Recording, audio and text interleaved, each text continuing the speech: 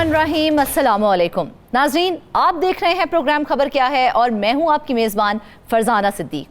आज फिर आप तक पहुंचाएंगे चंद इंतहाई अहम हक़ाइक़ और करेंगे उनका तफसीली पोस्टमार्टम। हमारे साथ मौजूद हैं bureau chief Peshawar Mumtaz Bangash, incharge investigation south Mansoor Mugheeri और लाहौर स्टूडियो से हमें ज्वाइन किया है नवाज संगरा ने। नाज़रीन, आज सबसे पहले नज़र डालेंगे खैबर पख्तूनख्वा में एक अहम मसले पर, और वो है खैबर पख्तूनख्वा के दिही इलाकों में तालीम की ज़ुबूहाली। सूबे में कहीं तो दहशतगर्दों के हाथों स्कूल्स उड़ा दिए गए हैं, तो कहीं दरसगाहें कुदरती आफात की नज़र हो चुकी हैं, लेकिन बरसों बाद भी उन्हें बहाल नहीं किया जा सका। खुले आसमान तले पड़ते नौनिहाल मौसम का सर्द गर्म झेलने पर मजबूर हैं, जबकि मुस्तकबिल के 2.5 करोड़ मेमार तालीम से कोसों दूर हैं। मखदूश इमारतें और उसातिज़ा की कमी भी ढकी छुपी बात नहीं रही है। कबायली इज़ला में शरह ख्वानदगी सिर्फ 7.8% रह गई है। इसी पर बात करने के लिए हमारे साथ मौजूद हैं मुमताज़ बंगिश। जी मुमताज़, सबसे पहले खबर बताइएगा कि तफसील क्या है इस खबर की। जी बिल्कुल, दरअसल इस वक्त खैबर पख्तूनख्वा में जो लड़कियों के स्कूल हैं वो निशाने पर हैं। विफाक ने भी इसमें तशवीश का इजहार किया है और सूबे को एक ख़त लिखा है कि खैबर पख्तूनख्वा में चूँकि मुख्तलिफ इलाकों में स्कूल उड़ाए जा रहे हैं, खुसूसन वज़ीरिस्तान का हवाला दिया गया है, तो इस सिलसिले में विफाक ने न सिर्फ सूबे को अपनी सपोर्ट का कहा है, बल्कि ये भी कहा है कि इन स्कूलों में जो वज़ीरिस्तान में गुज़श्ता दिनों एक माह में तकरीबन 4 स्कूल उड़ाए गए, तो उसकी फौरी तौर पर तमीर नौ की जाए और वहाँ जो सिक्योरिटी की सूरत हाल है वो मुश्तरका अमल तय करने के लिए विफाक ने सूबे के साथ इत्तेफाक किया है और उनको पेशकश की है कि उनकी खिदमात जो हैं वो सूबे के लिए हाजिर हैं। लेकिन ये नहीं बताया गया कि इस वक्त जो सूरत हाल है वज़ीरिस्तान में या दूसरे इलाकों में जहाँ पे स्कूलों को उड़ाया जाता है, एक बार फिर जो दहशतगर्दी की जो लहर थी उसी तरह यके बाद दीगरे स्कूलों को उड़ाया जाता है, तो मरकज़ की जानिब से किस किस्म का ताउन उनको दिया जाएगा। और दूसरी बात यह है कि सूबे को ये कहा गया है कि कम्युनिटी के साथ मिलकर ये जो हमले हैं इनको रोका जाए, लेकिन ये नहीं बताया गया कि कम्युनिटी से मिलकर सूबा कैसे इन हमलों को रोक सकती है। तो इस वक्त जो सूबे की में स्कूलों की सूरत हाल है, अगरचे वज़ीर-ए-आज़म शहबाज शरीफ ने 9 मई को जब स्कूल उड़ाने का जो वाक़या पेश आया तो उसमें फौरी तौर पर उसकी तामीर का वादा भी किया और ऐलान भी किया गया, लेकिन अभी तक उसकी तामीर भी शुरू नहीं हो सकी। अक़वाम मुत्तहिदा तक ने इस स्कूल उड़ाने का नोटिस लिया था और एक माह में 4 स्कूल उड़ाने पर तशवीश का इजहार करते हुए अपनी तरफ से ये कहा था कि अक़वाम मुत्तहिदा पाकिस्तान जो भी वो करेगा, इक़दाम उठाएगा, उसके साथ खड़ा है। लेकिन सूरत हाल ये है कि विफाक की जानिब से तालीमी इमरजेंसी का ऐलान भी किया गया है और 60 लाख बच्चों को स्कूलों में वापस लाने के लिए कहा गया है। अच्छा। लेकिन न तो विफाक की जानिब से कोई ऐसे इक़दाम किए गए और तालीम अगरचे सूबाई सब्जेक्ट है तो सूबे की सतह पर भी ऐसे इक़दाम नहीं हो सकें।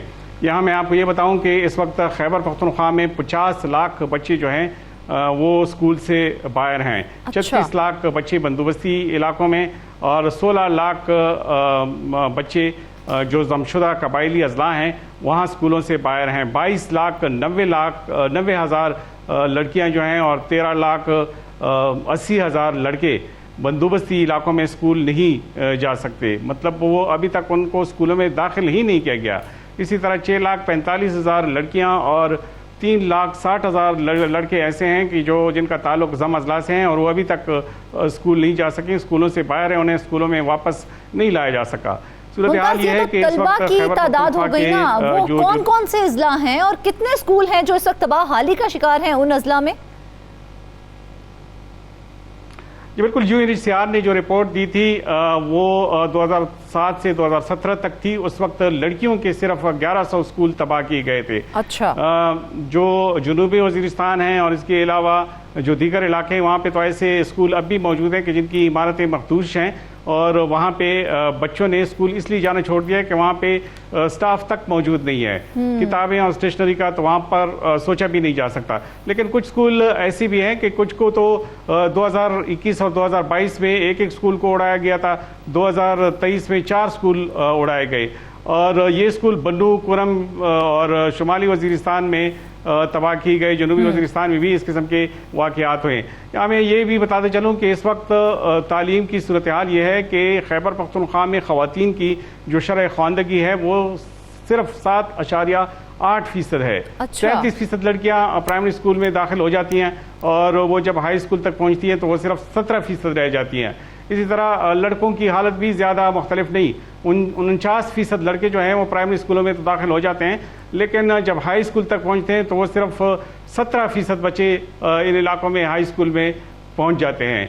और 14.7% लड़कियां ऐसी हैं कि जो ज़िंदगी में कभी उन्होंने स्कूल का मुंह तक नहीं देखा और उन्हें स्कूलों में वापस लेने के लिए कोई इकदामात नहीं हो सके हैं। लेकिन मुमताज, जो बच्चे स्कूलों में जा रहे थे और आपने जिस तरह से बताया कि तबाह कर दिए गए हैं वो स्कूल, तो तबाह होने वाले स्कूलों में जो तलबा जा रहे थे अब वो तालीम किस तरह से हासिल कर रहे हैं? वहाँ तो सिर्फ दहशतगर्दी ही नहीं बल्कि कुछ ऐसे स्कूल भी हैं कि जो सैलाब और कुदरती आफात से तबाह हुए हैं। वो स्कूल, उसमें ऐसे स्कूल भी हैं कि जो खेमों में कायम है। मिसाल के तौर पर हम स्वात की मिसाल लें तो स्वात में 8 स्कूल ऐसे हैं कि जो दहशतगर्दी से तबाह हुए, वो या तो खेमों में हैं या मसाजिद में हैं और या किराए की इमारतों में। और कुछ स्कूल ऐसे हैं कि जहाँ पे वो है ही नहीं, वो ज़ाहिर है उनको दूसरे स्कूलों में मुंतकिल कर दिया गया। तो ऐसे भी जब स्कूल दूर हो जाते हैं तो तलबा के लिए वहाँ पे वो जाना और ख़ुसूसन तालिबात के लिए वहाँ पे जाना बहुत मुश्किल हो जाता है। 2015 के ज़लज़ले में जो स्कूल तबाह हुआ था स्वात के इलाके में, वो अभी तक उसकी तामीर नहीं हो सकी। वो उसके बच्चे भी मस्जिद में पढ़ रहे हैं। एक है गवर्नमेंट प्राइमरी स्कूल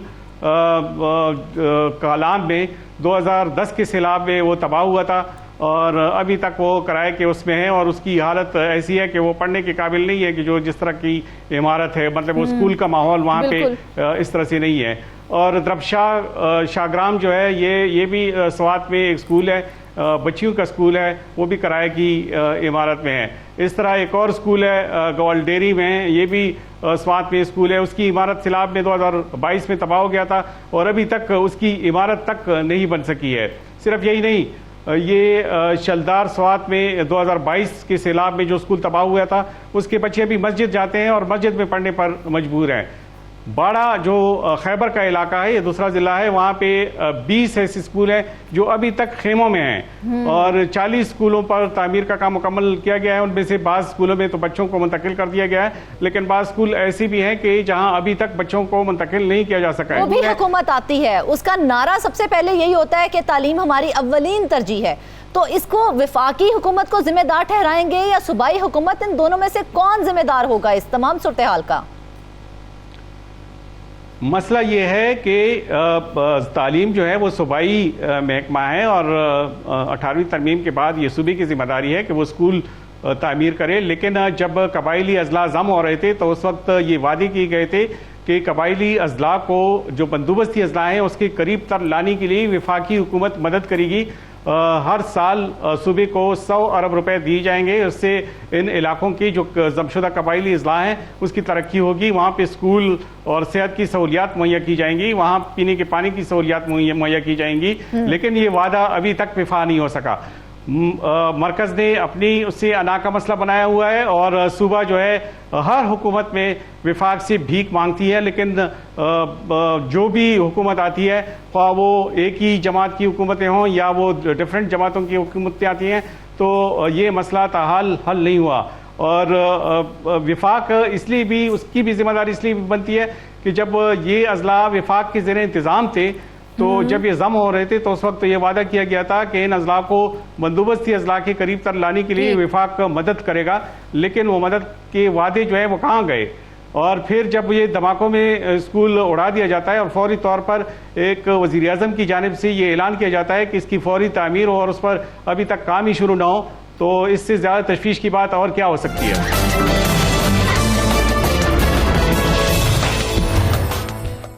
तालीम की जिम्मेदारी है वो सूबाई हुकूमत के ऊपर है, तो क्या वफाक की जानिब से उन्हें फंड्स नहीं दिए जाते उन तमाम स्कूलों की बहाली के लिए? नहीं, जो जमशुदा अजला हैं, चूंकि उनके फंड जो हैं वो इकट्ठे वो दिए गए थे, जो 1000 अरब रुपए का ऐलान किया गया था 10 सालों में, उसमें हर साल 100 अरब रुपए सूबे को मिलने थे, लेकिन वो वादा जो है वो इफा नहीं हो सका। लेकिन सूबे की भी जो जिम्मेदारी बनती है वो ये है कि जो सैलाब में जो स्कूल तबाह हो गए थे या कुदरती आफात की वजह से जो स्कूल तबाह हो गए थे, चाहिए तो ये था कि सूबा अपने तौर पे उस पर काम शुरू कर देता, उस पर वफाक की मदद की ऐसा कोई ज़रूरत नहीं थी, लेकिन सूबे ने उसमें भी ज़्यादा संजीदगी नहीं दिखाई। और उसकी वजह यह है कि उन इलाकों के स्कूल, अब स्वात का इलाका जो कि एक सेहत अफ़ज़ा मुकाम है, वहाँ पे इंटरनेशनल और नेशनल जो टूरिस्ट हैं वो जाते हैं, वो जब देखते हैं कि वहाँ के स्कूलों में बच्चियाँ टेंट में पढ़ रही हैं, बच्चे टेंट में पढ़ रहे हैं, वहाँ स्कूलों की इमारत ही मौजूद नहीं, मस्जिद में सहन में बैठकर वो तालीम हासिल करते हैं, तो जाहिर है उनका क्या तासुर पड़ता होगा इन इलाकों के बारे में। और फिर ऐसे इलाकों के बारे में हम क्या तवक्को रख सकते हैं कि वो सयाहत के शोबे में उनको फ़रोग़ दिया जाएगा, जब वहाँ पर तालीम की ये सूरत हाल हो कि वहाँ सूबे में इन इलाकों में ख्वानदगी की शरह जो है वो ख़वातीन में सिर्फ 7.8% हो। मतलब हम कहाँ जा रहे हैं? लोग जो हैं वो ख्वानदगी की शरह बढ़ाने के लिए क्या क्या इकदाम करते हैं, और हम अभी तक 7.8% की ख्वानदगी की शरह से आगे नहीं बढ़ सके हैं, तो ये तो बड़ी तशवीश की बात है। बिल्कुल, ये तशवीश की बात है और हुकाम बाला को इस हवाले से सोचना भी चाहिए। मुमताज़, एक और जो सूरत हाल इसके साथ साथ दरपेश है वो उस्ताज़ा की कमी भी है, तो क्योंकि जहाँ पर स्कूल हैं जिन्हें शिफ्ट भी कर दिया गया है वहाँ पर उस्ताज़ा भी तो नहीं है, उनकी कमी को दूर करने के लिए कोई इकदाम किए गए? उसमें इस तरह से ये था कि जो सिक्योरिटी फोर्सेस है उनकी जानिब से काफ़ी कोशिश की गई और जमशुदा अजला में कुछ स्कूल भी उनकी जानिब से बनाए गए, लेकिन उनमें फिर मसला ये था कि ज़ाहिर है वहाँ पे जो स्टाफ की फराहमी की जो जिम्मेदारी है वो तो सूबाई हुकूमत की बनती है, लेकिन वहाँ पे भी स्टाफ की कमी है, तो इस वजह से भी वो स्कूल जो है अगर फ़ाल है भी तो इस तरह से मौसर इसलिए नहीं है कि वो वहाँ पे स्टाफ की कमी शिद्दत से महसूस की जा रही है। और ये मसला ज़्यादातर लड़कियों की स्कूलों का है। और यहाँ मैं आपको ये भी बताऊँ कि जो सिनफी इम्तियाज़ है, जिन ममालिक में 146 ममालिक में सिनफी इम्तियाज़ है, और उसमें जो सबसे ज़्यादा जो 4 ममालिक में सिनफी इम्तियाज़ है जो सबसे ज़्यादा है वो अफ़गानिस्तान, अल्जीरिया और चाड के ममालिक हैं। लेकिन ये बड़ी बदकिस्मती की बात है कि पाकिस्तान इससे भी बाजी ले गया है, और पाकिस्तान जो है इससे सिर्फ 4 ममालिक से सिर्फ आ गया, और 146 ममालिक में पाकिस्तान का नंबर 142 है। इसका मतलब ये है कि ये 4 ममालिक उससे पीछे हैं, बाकी जितने भी ममालिक हैं वो इनसे आगे हैं। इसका मतलब ये कि सिनफी जो इम्तियाज़ हैं, जो लड़कियों के खिलाफ जो सिनफी इम्तियाज़ है वो पाकिस्तान में इस हद तक है कि वो सिर्फ 4 ममालिक उनसे लड़कियों के स्कूल की तादाद देखी जाए वो तो नाकाफी है ही, तो क्या वहां पर लड़कों के स्कूल की तादाद काफी है? कुछ इलाके ऐसे भी हैं कि जहां पे लड़कों के स्कूलों की तादाद जो है वो जो ज़रूरत के मुताबिक है उससे भी ज़्यादा है।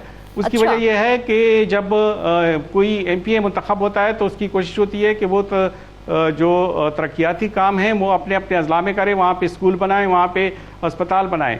तो अपने इलाकों में कुछ स्कूल ऐसे भी बनाए गए थे माजी में कि जहाँ पे उसकी ज़रूरत नहीं थी, यानी जहाँ पे एक ख़ास तादाद है वो बच्चों की नहीं पहुँचती तो उन स्कूलों को बंद करना पड़ता है। इसकी वजह यह है कि वो महकमा तालीम पर बोझ बन जाता है, और ऐसे कई स्कूलों को पिछले 2 साल में बंद भी, पिछले 2-3 साल में इसलिए बंद किया गया कि वहाँ पे जो तलबा की तादाद है वो पूरी नहीं थी। तो चूंकि मनसूबाबंदी सही नहीं होती, सिर्फ एक MPA की जानिब से जब एक स्कीम में एक स्कूल डाल दिया जाता है तो ये नहीं देखा जाता कि वहाँ करीबी चीज जो काबिल गौर है, जहाँ स्कूल्स की भी कमी है, असातिज़ा की भी कमी है, वहाँ दूसरी चीज़ जिनके साथ उन बच्चों ने पढ़ना है वो भी चीज़ें तो वहाँ पर मुहैया नहीं है, किताबें नहीं दी जा रही हैं, स्टेशनरी वहाँ पर नहीं है, तो जब चीज़ें भी नहीं होंगी तो कैसे तालीम हासिल की जाएगी? फिर यही तो सबसे बड़ा मसला है कि अगर जहाँ पे स्कूल मौजूद है वहाँ पे जो दूर दराज के इलाके हैं वहाँ पे कोई भी टीचर्स जाने के लिए तैयार नहीं है। वहाँ पे अगर कोई लोकल टीचर मौजूद है तो ठीक है। कुछ स्कूल ऐसे हैं कि जो पेशावर में जहाँ के असातिज़ा जो हैं वो सालों साल से 10-10 साल से 15-15 साल से एक स्कूल में या एक ही सिटी के अंदर सिर्फ चंद किलोमीटर के फासले में उनका तबादला हो जाता है, लेकिन कोई किसी टीचर्स को इस बात पे मजबूर नहीं कर सकता कि वो जनूबी वज़ीरिस्तान में या शुमाली वज़ीरिस्तान में या टांक और ये खान के इलाकों में ड्यूटी दें या दूर दराज के इलाकों में जाएं और वो एक ख़ास टेन्योर कम से कम 1 साल तक वहाँ पे गुजारें और वहाँ के बाद वाकई बेशक वो किसी शहर की तरफ आएँ। ऐसा कोई मेकनिज़म मौजूद नहीं है। इसकी वजह यह है कि वहाँ पे जो लोकल लोग हैं वो चूँकि तालीम के लिहाज से इंतहाई पीछे हैं। वहाँ पे जो मैट्रिक पास एक उस्ताद है वो भी पढ़ने के लिए दस्तयाब नहीं है। जाहिर है फिर इन इलाकों से बिल्कुल देखा जाए तो तालीम पर कहा जाता है कि तवज्जो दी जाएगी, लेकिन बिल्कुल तवज्जो नहीं दी जाती। नाज़रीन, कहते हैं कि एक बड़ी माँ जो है वो पढ़े लिखे मुआशरे की बुनियाद रखती है, लेकिन यहाँ पर ख़वातीन की तालीम पर बिल्कुल तवज्जो नहीं दी जाती है। और अगर देखा जाए तो शरह ख्वानगी सिर्फ 7.8% है। अगर तबाहाल स्कूलों को बहाल कर दिया जाए तो इसको बेहतर किया जा सकता है। अब बात करते हैं सिंध की। जिन्होंने नहरों में पानी बहाना था वो खुद करप्शन की गंगा में नहा रहे हैं। बात हो रही है महकमा आबपाशी सिंध की, जिनकी करप्शन जरखेज जमीनों को बंजर बना रही है। हर साल अरबों के फंड्स हड़प कर लिए जाते हैं। इसी पर बात करने के लिए हमारे साथ मौजूद हैं मंसूर गिरी। जी मगवीरी साहब, बताइए, ये खराब ट्यूबवेल्स की मरम्मत के लिए फंड्स जारी होते रहे हैं, कहीं काम होता नजर भी आ रहा है? मिस फरजाना, मैं थोड़ा इरिगेशन पे अपने नाज़रीन को बताना चाह रहा हूँ ताकि वो अपडेट हों। सिंध में जो इरिगेशन का सिस्टम है वो दरिया सिंध पे है। अंग्रेज़ों ने जब 1843 को सिंध फतह किया था तो उसके 6 साल के बाद 1849 में उन्होंने कैनाल डिपार्टमेंट के नाम पे एक डिपार्टमेंट कायम किया। अच्छा। जिस पे उन्होंने इरिगेशन का निज़ाम जो है वो शुरू किया। उसको उन्होंने सर्वे करके वहाँ पर 5-7 सालों में सर्वे करके उन्होंने ये बता दिया कि सिंध के ज़मीनों को सैराब करने के लिए कम से कम 3 बैराजेस और 16 कैनाल, उसके अलावा तकरीबन 1600 माइनर डिस्ट्रिक्ट इस तरह का चाहिए। उसके अलावा कोई 45,000 के करीब वाटर कोर्सेज चाहिए ताकि सिंध की कोई 60-70 लाख एकड़ ज़मीन को आबाद किया जा सकता है। उसको बेस बना के आज तक जितना भी काम हो रहा है उसी पे हो रहा है। लेकिन बदकिस्मती से ये मैं कहूँगा कि अंग्रेज़ों के ज़माने में ना तो इतनी टेक्नोलॉजी थी, ना इतने वसाइल थे, ना इतने फ़ंड्स थे, लेकिन फिर भी उन्होंने बहुत बड़ा काम किया सिंध के लिए। सिंध के लोग, पाकिस्तान के लोग उनके ममनू मशकूर हैं कि उन्होंने 3 बड़े बैराजेस और 16 कैनाल, 1650 माइनर डिस्ट्रिक्ट और 45,000 वाटर कोर्सेज का जाल बिछा दिया। उसको छोड़ के अभी अगर हम इस 16-17 सालों में सिंध हुकूमत की बात करें तो हर साल 40-50 अरब रुपए इनके डेवलपमेंट पे रखे जाते हैं, इरिगेशन के 40-50 अरब डेवलपमेंट पे। उसके बाद फिर 40-45, 30-35 लाइनिंग ऑफ कैनाल की लाइनिंगों के नाम पे अलग से एक पोर्टफोलियो कायम किया गया है ताकि इरिगेशन का जो हजम है वो ज़्यादा ना लगे। ये एक चालाकी की गई है ताकि लोगों की नज़रें न पड़े। अच्छा। लेकिन अल्लाह माफ़ करे, जितनी बदहाली और करप्शन इरिगेशन में हुई है सिंध की तारीख में कभी नहीं हुई है। आप भूल जाएं कि पानी की तरह पैसे को बहाया गया है। अब हम आज एक कंपोनेंट पे बात कर रहे हैं ट्यूबवेल्स पर, आइंदा मैं मुख्तलिफ कंपोनेंट्स जो एग्रीकल्चर के उस पर भी सारी इरिगेशन आऊँगा, लेकिन आज जो है उस पर मैं बताना चाह रहा हूँ। जो ट्यूबवेल्स हैं ये 2024-25 का बजट बुक है।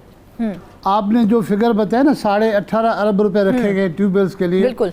ये गुज़िश्ता साल जो इस साल ख़त्म हो गया है तकरीबन, उसमें रखे गए थे 18.5 अरब रुपए इरिगेशन के ट्यूबवेल्स के लिए। तो उसको बढ़ा के अभी रखा गया है 31 अरब और 19 करोड़ रुपए, जबकि इरिगेशन का टोटल जो बजट है उसका हजम है 95 अरब 33 करोड़, जबकि लाइनिंग ऑफ बजट के लिए 10 अरब और है। अच्छा। और इसके रेगुलर अगर बजट की बात करें जहाँ पर मुलाजमीन की तनख्वाहें तो तकरीबन 50 से 60 अरब वो भी बनते हैं। तो मजमूई तरह अगर देखेंगे तो 200 अरब रुपए के करीब इरिगेशन का बजट जा रहा है इस साल। लेकिन हद ये है कि इरिगेशन में जितनी तबाही हुई है आप भूल जाएंगे। तो तबाही मैं कहूँ छोटा लफ्ज़ है। आते हैं इस पर ट्यूबवेल्स पर। स्कार्प के ट्यूबवेल 1980 में बनाए गए थे फेडरल गवर्नमेंट के तावन से। वर्ल्ड बैंक का ये प्रोजेक्ट था कि सिंध के ज़मीनों को सेम और थूर से बचाया जाए। वो ट्यूबवेल लगे, वो ट्यूबवेल अभी तक रिकॉर्ड में चल रहे हैं, लेकिन हकीकत यह है कोई 4000 से ज़्यादा ये ट्यूबवेल जो है वो उसमें 70 से 80% नाकारा हैं।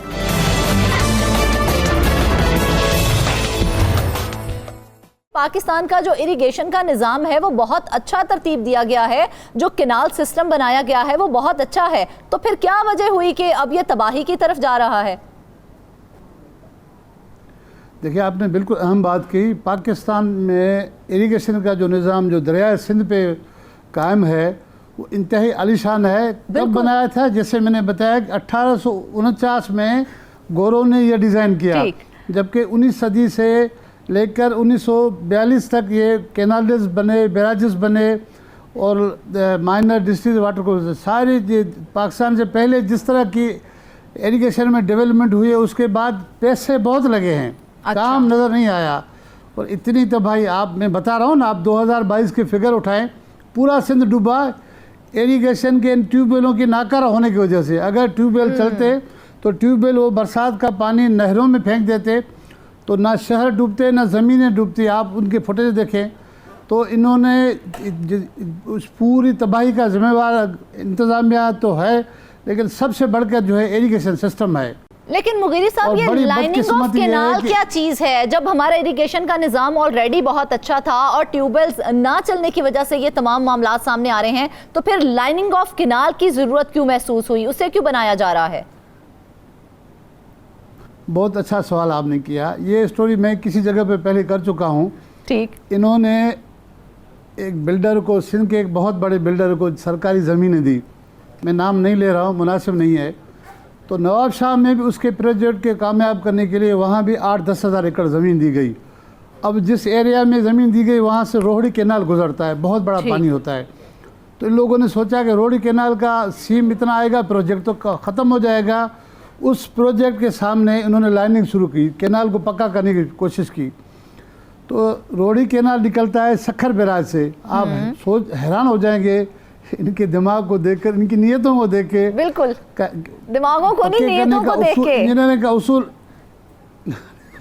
इनका इंजीनियरिंग का उसूल यह है कि जब आप किसी चीज़ को बनाते हैं या पक्का करते हैं, या तो स्टार्ट पॉइंट से या एंड पॉइंट से करेंगे। इन्होंने क्या किया कि सखर से नहीं, जो एंड पॉइंट है रोहड़ी कैनाल का आके जाके सांगड़ में और सांगड़ से आगे जाके ख़त्म होता है, वहाँ नहीं किया। नवाब शाह में उस पोर्शन को उनका पक्का किया जहाँ पर उस बिल्डर का प्रोजेक्ट था, ताकि सीम का पानी इधर न जाए। तो कोई 8 अरब रुपये रखे। तो उस पर मैंने एक बड़ी स्टोरी की। नेब आया, नेब ने केस बनाया, अफसरान गिरफ्तार हुए, वजीरों पे केस बने। अब ये मजबूर हो गए कि ये तो भांडा खुल गया, क्या करें। बिल्कुल। तनकीद, बहुत तनकीद हुई। फिर उन्होंने क्या, उस पर उन्होंने रहम आया कि अपने इसको जुल्म को, इसके पैसों को बचाने के लिए क्या करें। इन्होंने एक और सेक्शन बना दिया, लाइनिंग ऑफ कैनाल। तो बस मुंह उठा के मुगीरी साहब क्या फंड्स दे दिए जाते हैं, फंड्स दिए जाते हैं, फंड्स हड़प कर लिए जाते हैं, काम होता नहीं है, कोई पूछता क्यों नहीं है? देखिए कैसे पूछेंगे, मैं आप इस चीज़ का इंकशाफ कर रहा हूँ कि वो इरिगेशन को संभालते आ रहे गुज़श्ता 15 सालों से।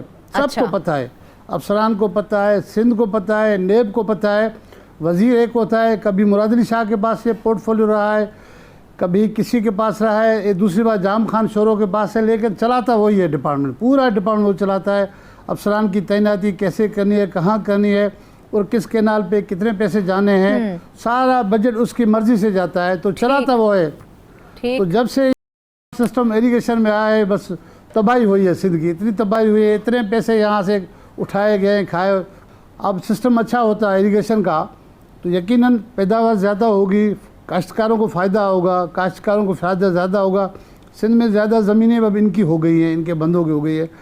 तो ये सोचते भी पता नहीं किस अंदाज से हैं कि वहाँ कितना इनको फ़ायदा होता अगर इरिगेशन के सिस्टम को आप जदीद करते, दुनिया के नए तर्ज के मुताबिक लेकर आते। अभी भी पुराना जो अंग्रेज़ों वाला सिस्टम है उसी पे चल रहे, उसी पे भी चल नहीं रहे, उसी को भी बिगाड़ दिया है। आज एक ख़बर आई है कि अपने सखर बैराज के 2 गेट जो है वो टूट गए, जिसमें एक गेट ही उड़ गया है। अच्छा, सखर बैराज का गेट उड़ गया है, जिसकी वजाहतें दे रहे अभी तक के काम जारी है, काम जारी है। लेकिन इनसे कौन पूछेगा कि ये सखर बैराज के रेनोवेशन पे, ये नए दरवाज़ों पर जो अरबों रुपए खर्च हो गए हैं, वो खर्च कहाँ हुए, कैसे हुए, फिर ये दरवाज़ा कैसे टूटता है। 100 साल पहले अंग्रेज़ों ने ये बना के दिया, तो दरवाजे टूट नहीं रहे थे, दरवाजे बह नहीं जा रहे थे। 3 साल इन्होंने पहले लगाए, मरम्मत किया, तो अब टूट भी रहे। नई चीज जो लगाई जिसको ज्यादा अच्छा हम कह सकते हैं कि अच्छे तरीके से लगाया गया होगा और बेहतरीन मटेरियल यूज किया होगा, वो कुछ ही सालों के बाद जो है तबाहाली का शिकार हो गया, और जो कई सालों से कई साल पुराने जो लगे हुए हैं वो आज तक चल रहे हैं। जी देखिए, मैं कह रहा हूँ ना कि तकरीबन आप बताएं ना कि सखर बैराज को बने हुए भी तकरीबन 100 साल हो गए हैं, तो उसको अंग्रेज़ों ने बनाया था। वो जो लैंसडाउन पुल है वो रिमार्केबल है, उनको मेंटेन नहीं कर पाए हैं। इस तरह का नया कुछ बना कर तो नहीं दे सके, ये उनको मेंटेन नहीं कर पा रहे। कितनी बड़ी बदकिस्मत, ये तबाही हाल का शिकार तो है। मुगीरी साहब, करप्शन की ये गंगा तो इरिगेशन में और लाइनिंग केनाल में तो बहती चली जा रही है, इसके रुकने का कोई इम्कान भी नजर आ रहा है कि नहीं? आप हैरान हो जाएंगे मिस फरजाना के 8 साल पहले, जब बल्कि 10 साल पहले कायम अली शाह साहब वज़ीर आला सिंध थे, बिल्कुल, तो उनको भरी प्रेस कॉन्फ्रेंस में हमारे किसी दोस्त ने कहा कि शाह साहब, आपने जो शिमाल डैम्स जो बनाने के लिए पैसे दिए थे उसमें तो बहुत बड़ी करप्शन हुई है। अच्छा, आपको पता है कि शिमाल डैम्स के नाम पे क्या हुआ है? आप रिकॉर्ड उठा के देखें, आप यूट्यूब से देखें कि कायम अली शाह साहब ने खुद कहा कि मुझे पता चला है कि 50 अरब रुपए की करप्शन हुई है। किसमें? अच्छा, शिमाल डैम्स में। और मैंने, हाँ, उन्होंने ऑन द रिकॉर्ड कहा कि 50 अरब रुपए की करप्शन हुई है शिमाल डैम्स में। और मैंने एंटी करप्शन को कहा हुआ है कि आप जो है वो इंक्वायरी करें। शाह साहब की प्रेस कॉन्फ्रेंस के बाद मैं एंटी करप्शन के दोस्तों के पास चला गया, मैंने पूछा। अच्छा, हैरान हो जाएंगे, वो कहने लगे कि आप हमें बताएं, हमारे हाथ बांध दो, हमारे पाँव बांध दो और फिर कहो कि आप रेंगी में उतर के मुकाबला करें। ठीक, तो किसके खिलाफ हम इंक्वायरी करें, ये तो बताएं हमें। मैंने कहा शाह साहब ने जो कहा है, कह रहे शाह साहब हमारे बड़े हैं, सूबे के वज़ीर आला ने, उन्होंने हुक्म किया, जो हमसे हो सकेगा हम वो कर रहे हैं। तो आज तक वो रिपोर्ट मंजर पे नहीं आई है तो कि आज शिमाल तक फिर डैम्स क्या हो में सका, उनसे क्या हो सका मुगीरी साहब? फिर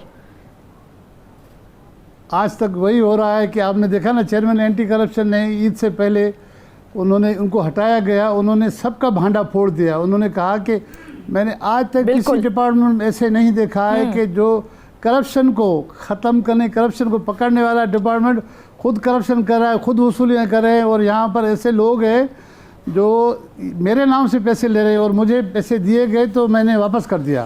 फरहत जोनेजो साहब चेयरमैन एंटी करप्शन लगे, पुलिस ग्रुप से ताल्लुक़ है उनका, 21 ग्रेड के इंतहाई ईमानदार और ध्यानदार अफसर थे। उन्होंने बताया कि मुझे पिछले ईद पे आके लिफाफा दिया गया, हाँ ये ले। तो मैंने कहा कि मैं अपने रब जलील के ज़ात पे यकीन रखता हूँ, मैं रिज़्क़ हिलाल खाता हूँ, ये मुझे हराम नहीं चाहिए। ये हराम स्कूल से, सेहत से, इरिगेशन से जो आप मंथलियाँ ले रहे हैं, मुझे नहीं चाहिए। वो इतना फट पड़ा, उन्होंने मिनिस्टर को लिखा, डिटेल में बहुत लिखा कि आपके स्टाफ के एक बंदे पूरे सिंध से 7-8 करोड़ रुपए रिकवरी कर रहा है। जिस सूबे में करप्शन को रोकने के लिए इदारा खुद रिकवरी करे, मुझे बताएं मिस फरजाना, तो फिर आप सोचे क्या होगा। हम ही इनको बताएंगे, हम इनके ज़मीर को जगाएंगे, हमारा काम है बताना भी है और इनके ज़मीर को जगाना भी है कि खुदा के वास्ते अब तो बस कर दे। लेकिन मुगीरी साहब, कुछ चीजें जो हाईलाइट भी हुई, जैसे कायम अली शाह साहब ने भी कहा कि वो 50 अरब का आपने बताया कि स्मॉल डैम्स के ऊपर जो है उसमें करप्शन सामने आई है। करप्ट अनासिर के खिलाफ अब तक कोई कार्रवाई हुई है? कोई छोटी मोटी कार्रवाई भी हुई हो? नहीं, आप उसको छोड़ दें। जो मौजूदा सेक्रेटरी इरिगेशन लगे हैं, बहैसियत इंसान बहुत अच्छे हैं। उसकी कोई 1-1.5 साल पहले सोशल मीडिया पे एक वीडियो वायरल हुई कि नौशहर और फिरोज में उन्होंने घर बनाया। वो घर नहीं था, महल था, महल। अच्छा, आप सोचिए ग्रेड 20 के अफसर की जो 2.5-3 लाख रुपए तनख्वाह ले रहा है, बिल्कुल उनका मुश्किल से गुजारा होना चाहिए, उन्होंने महल कैसे बना लिया। उनके महल की वीडियो वायरल हुई तो उनसे बहुत सारे मिनिस्टरों ने, दीगर लोगों ने दोस्तियाँ की। वो कुछ 1 साल से सिंध के इरिगेशन के सेक्रेटरी हैं। आप बताएं कि जिनके करप्शन की, जिनके महल की मंजर बातें आ गई, आपने उनको उठा के सेक्रेटरी इरिगेशन लगा दिया। तो आप फिर मुझे बताएं क्या होगा इस सूबे का? फिर सूबा कैसे तरक्की करेगा? अगर यही सूरत हाल रही तो किस तरह से हम अपने सूबे को एक तरक्की तक या उस लेवल तक लेके जाएंगे? आपको यकीन आएगा, मैं जो बात करने जा रहा हूँ, मुझे एक अफसर ने, ग्रेड 20 के अफसर ने कहा कि मैं खाना काबा में मैंने झोली उठा के दुआ मांगी कि या अल्लाह हमारी जान छुड़ाएं। अब बिल्कुल मुगीरी साहब, देखा जाए तो ये करप्शन की गंगा यूं ही रहेगी, इसको कोई नहीं रोक पाएगा, लेकिन इसको रोकना जरूरी है। हम ऐसे तमाम मामलात को यूं ही हाईलाइट करते रहेंगे जब तक कि उनके खिलाफ कोई कार्रवाई नहीं की जाती है या उसका कोई सद्देबाब नहीं किया जाता है। नाजरीन, अगर पानी ना पहुंचाया गया, ट्यूबवेल्स को ठीक ना किया गया, तो बहुत सी ऐसी जरखेज जमीनें हैं जो बंजर हो जाएंगी। वापस आएंगे एक ब्रेक के बाद।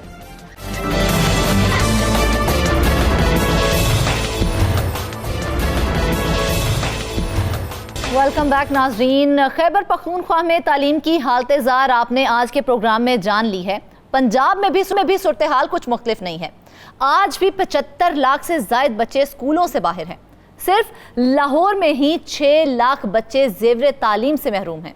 हुकूमत पंजाब के दावों के बावजूद ना तो नए स्कूल बन सके हैं, ना ही पहले से मौजूद स्कूलों में सहूलियात फराहम की जा सकी हैं। उस्ताज़ा की कमी भी एक अलग ही कहानी है। सूरत हाल पर बात करने के लिए हमारे साथ मौजूद नवाज संघरा जी। नवाज, सबसे पहले डिटेल शेयर कीजिए हमारे साथ। देखिए जी, डिटेल कुछ ऐसी है जिस तरह आपने बताया कि पंजाब के जो 75 लाख बच्चे हैं वो इस वक्त स्कूलों से बाहर हैं, वो स्कूल नहीं जा पा रहे। उसकी बड़ी वजह यह है कि स्कूलों में बुनियादी जो सहूलियात हैं उनका फुकदान है। अगर स्कूलों में क्लास रूम्स ही नहीं होंगे, बैठने के लिए जगह भी नहीं होगी, तो बच्चे वहाँ कैसे जाएंगे।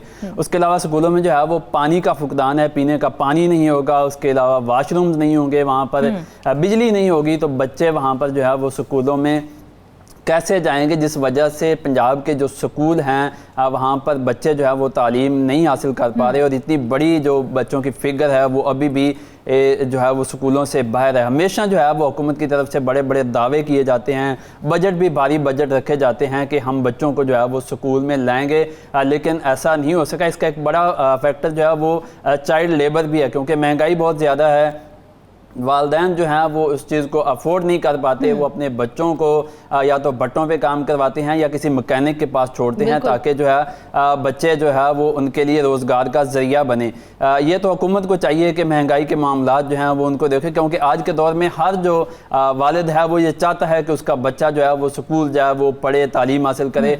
लेकिन जब हुकूमत की तरफ से बुनियादी सहूलियात ही नहीं दी जाएंगी तो बच्चे कैसे स्कूलों में जाएंगे। इसमें एक बड़ी वजह जो है वो स्कूलों में असातिज़ा का ना होना। इस वक्त जो है वो 1,26,000, ये छोटा फिगर नहीं है, 1,26,000 असातिज़ा की जो है वो पंजाब में कमी है, जिसमें ग्रेड 14 से ग्रेड 20 तक के जो है वो असातिज़ा हैं। इनमें प्राइमरी स्कूल टीचर हैं, उसके साथ साथ जो है वो ESTs हैं, SSTs हैं, और जो सब्जेक्ट स्पेशलिस्ट हैं उनकी जो है वो 1,26,000 असामियाँ जो है वो अभी तक खाली पड़ी हैं। लेकिन हुकूमत की अगर आप तरजीहात देखें तो 2018 के बाद पंजाब में जो है वो एक भी टीचर जो है वो भर्ती नहीं किया गया। जब शहबाज शरीफ पंजाब के वज़ीर आला थे तो उन्होंने जो है वो 2018 में यहाँ पर टीचर भर्ती किए गए थे, लेकिन उस वक्त भी अगर आप देखें तो 30,000 टीचर की कमी बाकी छोड़ दी गई। मतलब जितनी रिक्वायरमेंट थी उसके मुताबिक उस वक्त भी उतने टीचर नहीं दिए गए, लेकिन उसके बावजूद अब आप देख लें कि तालीम का हाल जो है वो बच्चे स्कूल में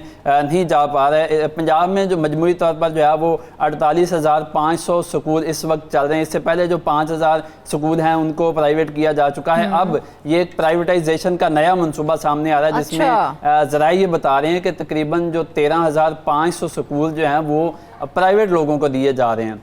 उसके पीछे भी बहुत लंबी कहानी जो है वो नज़र आ रही है कि इन स्कूलों को कैसे चलाना है।